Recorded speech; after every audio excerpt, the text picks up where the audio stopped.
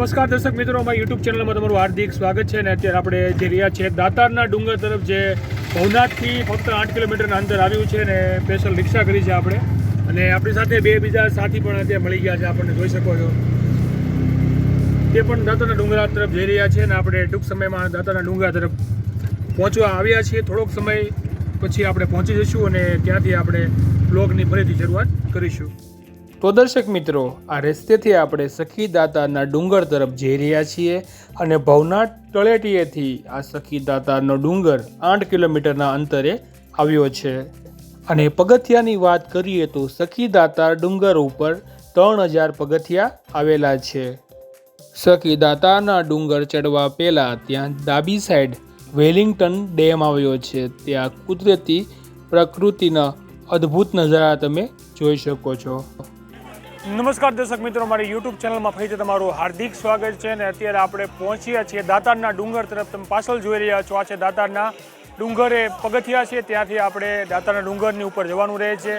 અહીંયા 3000 આજુબાજુ પગથિયા છે. આપણે અત્યારે પગથિયા ચડવાનું શરૂ કરીશું અને લગભગ 2 થી 3 કલાક જેટલો આપણો સમય લગભગ અહીંયા લાગવાનો છે. કેમ કે 3000 પગથિયા છે એટલે અત્યારે લગભગ 10 વાગ્યા છે. 10 વાગ્યે અમે આ શરૂઆત કરીએ છીએ પગથિયા ચડવાની. તો આજે મહાશિવરાત્રિ નિમિત્તે જોઈ શકો છો, ભારે પ્રમાણમાં પાછળ અહીંયા નાસ્તો પણ અહીંયા સેવામાં ચાલુ કરેલો છે. બુંદી છે, જલેબી છે, જે બધું તમે ખાવું હોય તે તમે આ જગ્યાએ ખાઈ શકો, જોઈ શકો છો. અને બાજુમાં પાણીનું પરબ પણ છે. તમારે પાણીની બોટલ ભરવી હોય તો બોટલ ભરી શકો છો. અને અત્યારે આપણે જોઈ શકો છો, આ પાછળના ભાગમાં જે પગથિયા છે ત્યાંથી આપણે પગથિયા ચડવાના છે.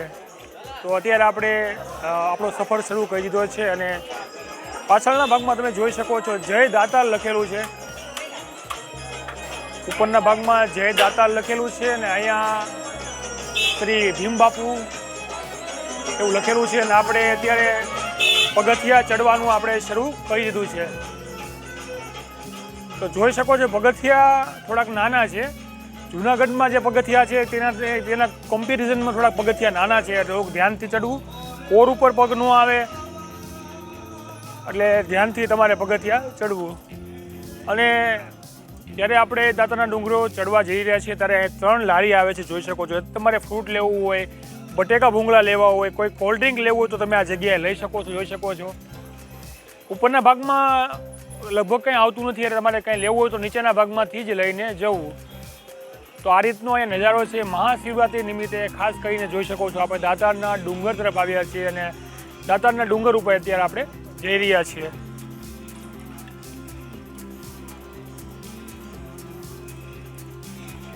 ચાલો આપણે અત્યારે દાતારના ડુંગર ઉપર ચડીએ. 3000 આજુબાજુ પગથિયા છે. ઘણાનું એમ કેવું છે કે 2800 છે, ઘણાનું કેવું 3000 છે. એટલે સમથિંગ 3000 આજુબાજુ પગથિયા આ દાતારના ડુંગરના છે. અને આપણી સાથે અત્યારે વિપુલભાઈ છે, જોઈ શકો છો. કેમ છે વિપુલભાઈ? જય ગિરનારી. જય ગિરનારી.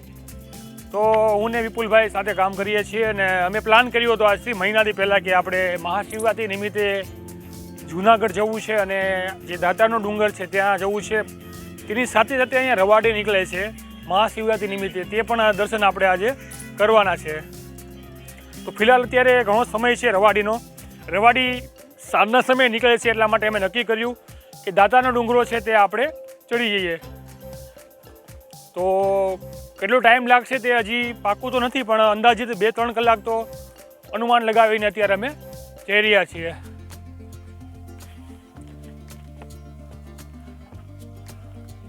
અને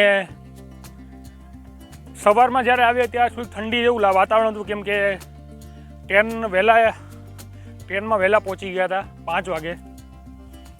અને તમે જ્યારે પણ જૂનાગઢ ટ્રેન દ્વારા આવો છો તો ત્યાંથી બસ ડેપો ફક્ત 500 મીટર જેટલો જ છે. તમારે ચાલીને પણ જઈ શકો છો.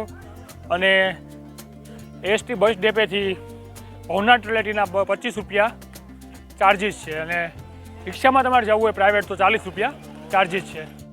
તો આપણે આ દાતારના ડુંગર ચડવાનું શરૂ કરી દીધું છે. અને કરીબન 200 જેટલા પગથિયા આપણે ચડી ગયા છીએ. તો જોઈ શકો છો, આ ઉપરનો આ રીતનો અહીંયાનો નજારો છે.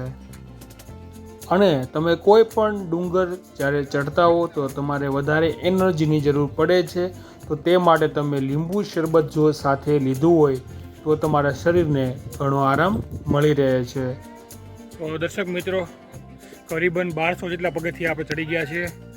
થોડી ગરમી લાગવાનું શરૂ થઈ ગયું છે અને વચ્ચે લીંબુ શરબત આવ્યું હતું. તે લીંબુ શરબત આપણે પીધું, કેમ કે જ્યારે પણ આપણે કોઈ પણ પર્વતે ચડતા હોય તો લીંબુમાં વિટામિન સી હોય છે, તેના કારણે આપણને ઘણી એનર્જી મળે છે. તો જોઈ શકો છો અડધો સમય પૂરો થયો છે, હજી પણ આપણે 1800 જેટલા પગથિયા ચડવાના છે. ધીમે ધીમે ચડતા રહીએ છીએ, જેટલો સમય લાગશે તે ખબર નથી, પણ હવે જોઈ શકો છો આવા પગથિયા જે ચાલુ જ છે. અને થોડોક થાક લાગે છે એટલે આરામ કરતાં કરતાં પર્વત ચડીએ છીએ. 1200 પગથિયા જ્યારે થાય છે તો અહીંયા પાણીના પરબ બે જગ્યાએ આવે છે. એક 1200 પગથિયા આવે છે અને એક 2100 પગથિયે પાણીનું પરબ આવે છે. તો તમે જોઈ શકો છો આ રીતે અહીંયા પાણીનું પરબ હોય છે, જ્યાં તમે નિઃશુલ્ક પાણી પી શકો છો અને થોડોક સમય આરામ કરવો હોય તો તમે આરામ કરી શકો છો. અને ફરસાણ લેવું હોય તો થોડુંક ફરસાણ પણ અહીંયા તમને મળી રહે છે.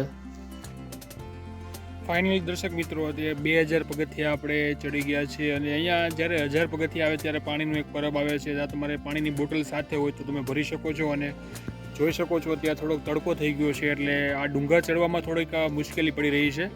થોડોક હોલ્ડ કરીને સફર આગળ ચાલુ રાખીએ છીએ. અને પ્લસ વિપુલભાઈ અત્યારે પાછળ રહી ગયા છે, થાકી ગયા છે એટલે, અને હું થોડોક ઉપર છું તો એની વેઇટ કરીશું વિપુલભાઈનું, અને પછી આપણે વિપુલભાઈ જ્યારે આવે પછી આગળ જઈશું. તો જોઈ શકો છો હવે પછી જે 500 થી 700 પગથિયા આવે છે તે ચડાણવાળા આવે છે એટલે જલ્દીથી થાક લાગે છે.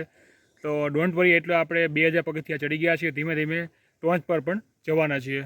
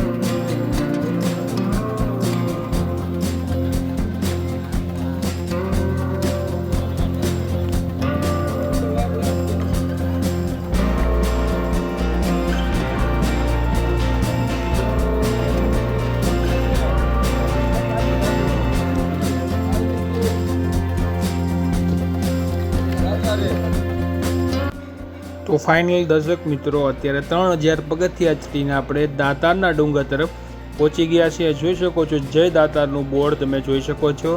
મંદિરની અંદર પરિષદમાં વિડીયોગ્રાફી અને ફોટોગ્રાફીની મનાઈ હોવાથી આપણે બહારથી જ તમને જય દાતારના દર્શન કરાવી દઈએ.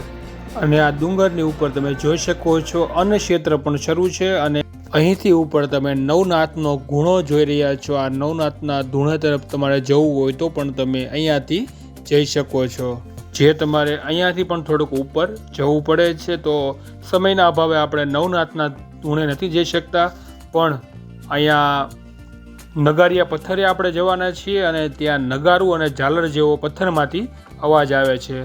તો આ વિડીયો આપણે અહીંયા સમાપ્ત કરીએ છીએ અને આવતા પાર્ટમાં આપણે નગારિયા પથ્થર તરફ જવાના છીએ, જ્યાં કાચલિયો વીડો પણ આવવાનો છે અને તેના વિશે પણ તમને માહિતી આપવાના છીએ. તો આજના વિડીયોમાં એટલું જ.